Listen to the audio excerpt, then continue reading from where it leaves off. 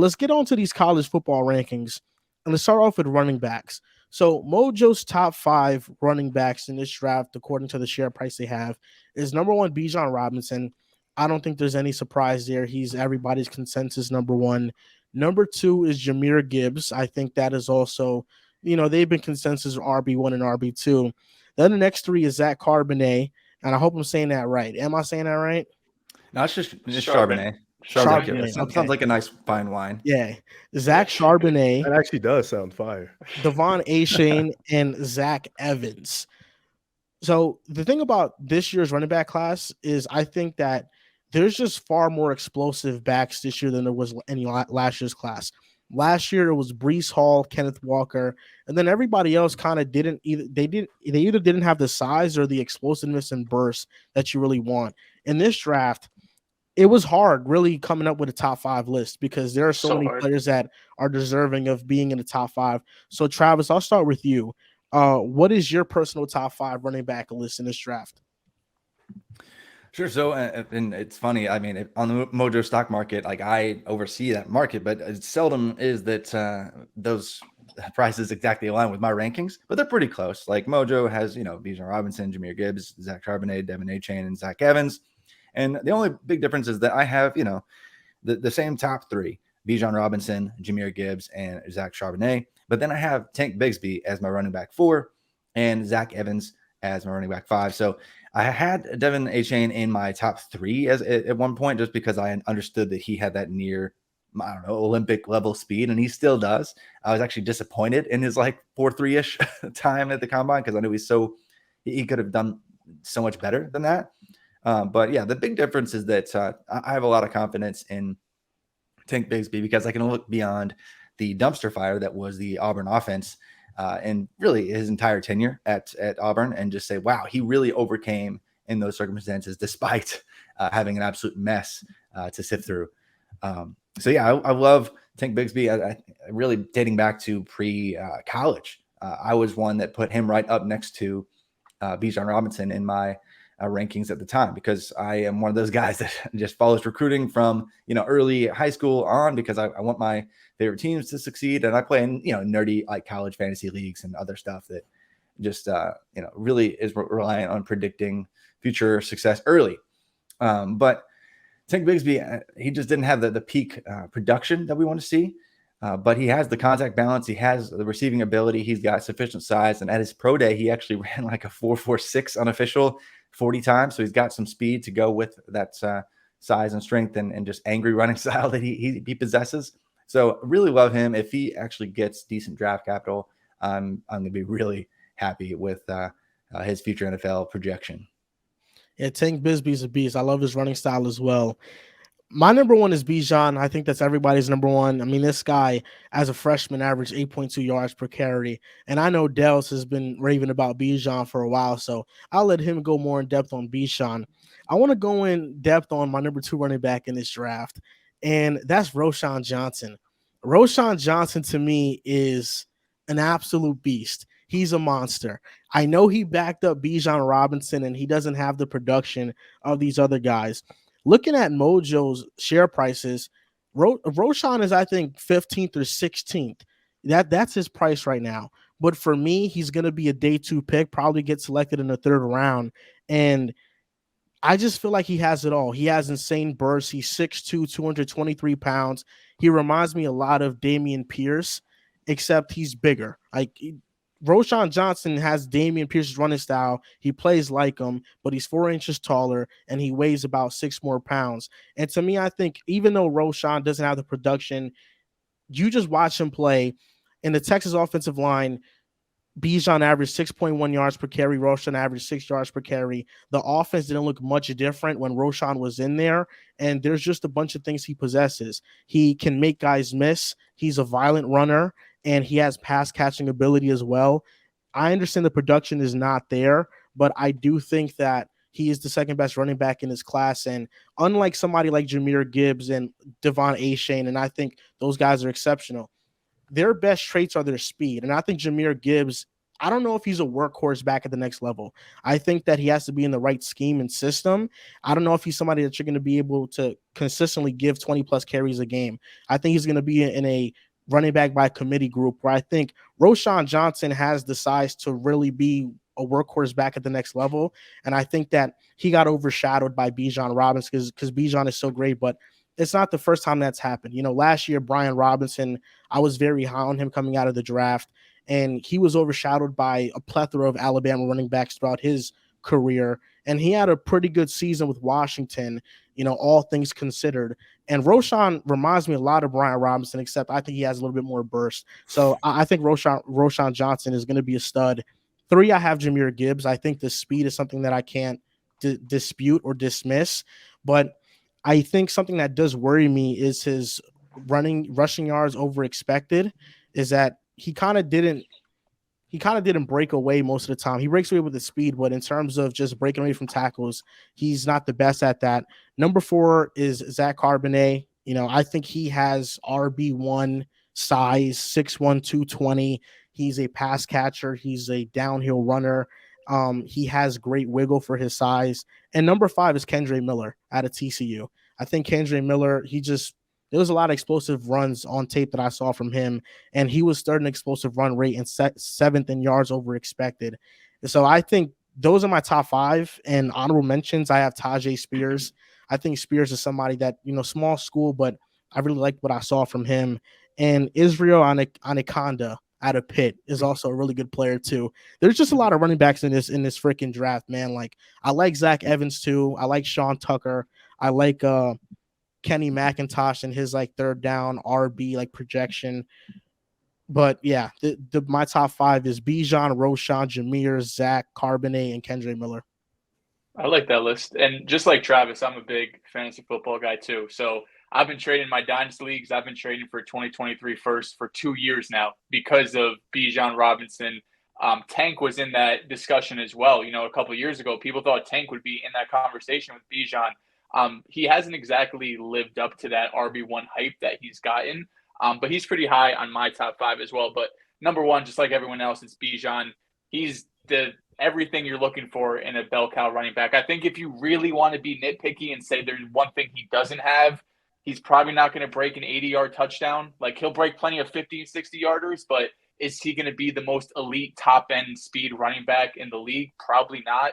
But everything else, from running back to blocking to receiver, he's the complete package. I think if you just really want to nitpick and have one negative, it's maybe you wish his top-end speed was just a little bit faster. But again, we're getting really nitpicky here.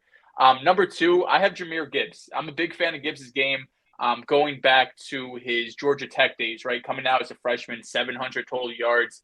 He really got better year after year, and then eventually he ended up transferring to Bama. I remember being in the car getting the news that he was transferring to Alabama. He was one of my favorite running backs in the 2023 class a couple of years ago. So the fact that he was transferring to an SEC school, I was really excited to see kind of the productivity he could have if he could, kind of stand or withstand that compared to what he was doing at Georgia Tech. And he did that this season at Bama, had a career high in attempts, rushing and total yards, yards per carry, touchdowns, and receptions. So while I understand there's some size concerns, I think he came in just under 200 pounds at the combine. I think the fact that he was able to go into Alabama and withstand that type of workload after he didn't do it to the same extent at Georgia Tech, I think is definitely a positive for his NFL future.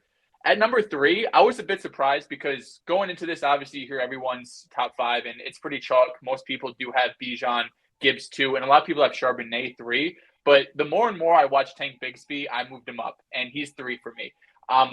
We'll get into Charbonnet later, but the reason I like Tank over him is just because of that explosiveness.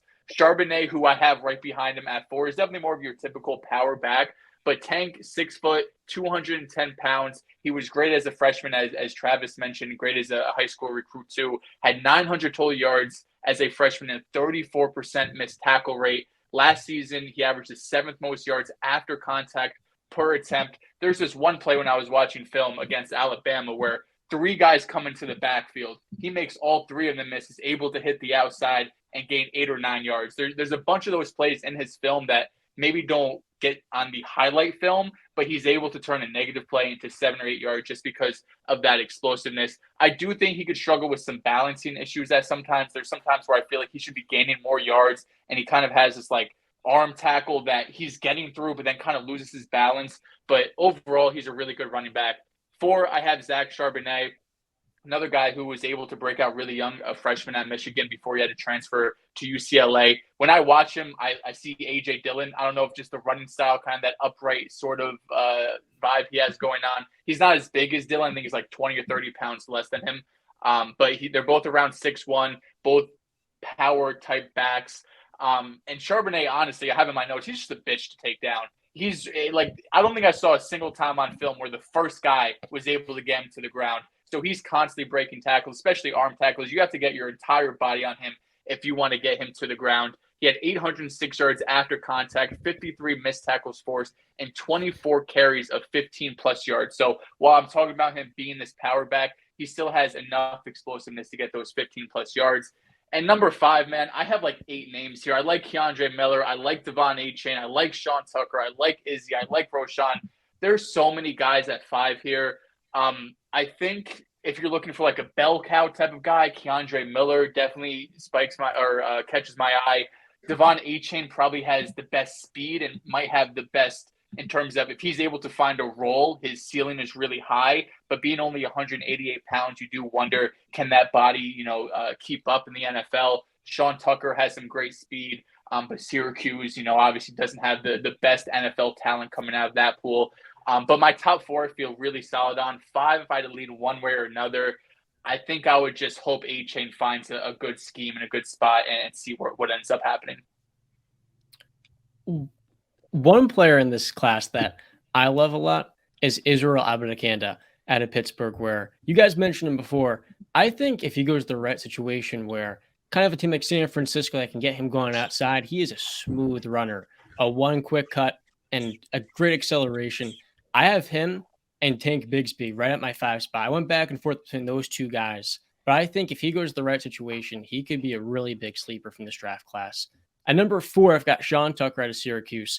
Him and Charbonnet for me are pretty similar runners, but I think Charbonnet, he reminds me a lot of Damian Harris, where, like you talked about, Dehls, he is just a thick, balanced back. They'll break off arm tackles, and he is tough to bring down to the ground. Just one fumble, I think, last year.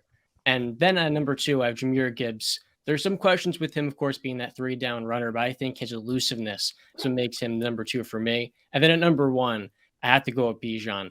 I don't look at running backs ever and say you should take them in the first round, because history shows every time you do, you're going to regret it, and the team that takes one in the second will enjoy whatever RB2 is on the board. But I think Bijan is that rare exception. His elusiveness, it's the closest thing I've seen on Damian Tomlinson. I just can't believe how quick his vision. It's unlike Saquon. His ability to receive is underrated. Bijan's the player I watched most out of this class, and honestly, I would take him in the top 10 if I have a great offensive line, because the compact, like his contact balance, his vision, his acceleration. I don't care if he's not the fastest guy in this class. Devon Achane is, and I feel like he's the biggest boomer bust player. Bijan Robinson is the one back where I say, look, if I have an offensive line, I'm okay with taking the top 15, because honestly, he might be the most complete skill player in this draft class. So do you think the Eagles should take him? If I'm Philadelphia, I would strongly consider it. Yeah. I'd rather take Kalijah Kancey and fill up the defensive line now that you lost Javon Hargrave. I think losing Javon Hargrave now opens up that question for now the Eagles drafting defensive line and drafting a more valuable position. I think with how stacked this running back class is, given the fact that the Eagles, they just made the Super Bowl with Miles Sanders, Boston Scott, and Kenneth Gainwell. You don't need to shoot for the stars and get Bijan. You can get one of these guys day 2 and be totally happy and fine with the production, given the offensive line that they have. That is very true. Is it my turn to Travis go, or it's my Travis turn? did. I did. Yeah, I kicked things off. You're up, man. I'm up. This is my first year doing it. I'm a little bit excited, doing the draft and stuff. I think I'm the only guy on this platform that's high on Devon Achane. I had him pretty high in my ranking. I had Gibbs, Bijan 1 and 2. I think pretty much we all had the same. But his speed and his vision, man, it just popped off the screen for me. Like his ability to just cut in between tackles and his ability to get through these tiny holes. I know his frame is really not ideal. You know, he's small, but he's just so freaking fast. I had him at 5. I had Tank at 4 because he just looks the part like of an NFL player. He just has the size, the physical attributes of an NFL player. Like he's just so strong, big, physical, somebody that can impose his will with his frame. That's something you like in a running back, especially a workhorse that can just come in and impose his will. I had him at 4. I had Chardonnay at 3 for pretty much the same reason. You can't tackle him. And for somebody who can't tackle, he's able to break tackles off. You can't tackle him. You need about 3-4 guys to really impose your will on him to get him down on the ground. That's something you had to go. But to not like for Devin Achane to not see no love, I thought it was interesting because the speed is something that definitely broke out for me. Like he's just so fast. And even though he's so small, his ability to just get in between those little holes that most backs can't, his vision is different. And he only fumbled twice in college. So that's something you would like to see. You know, that small frame clearly didn't bother him fumbling the ball because he only fumbled twice. So that's something you like to see. And I know his short stature, he's not able to do a lot of things. Like we see with short guys are not able to do a lot of things in terms of the route tree. But his concentration is there, his vision in there. So my full list would be Bijan at 1, Gibbs at 2. Chardonnay, is that how you say his name? Such a beautiful Charbonnet. Yeah. Yeah, but such a beautiful last name. Charbonnet at 3. I got Tank at 4, and I got Devin Achane at 5.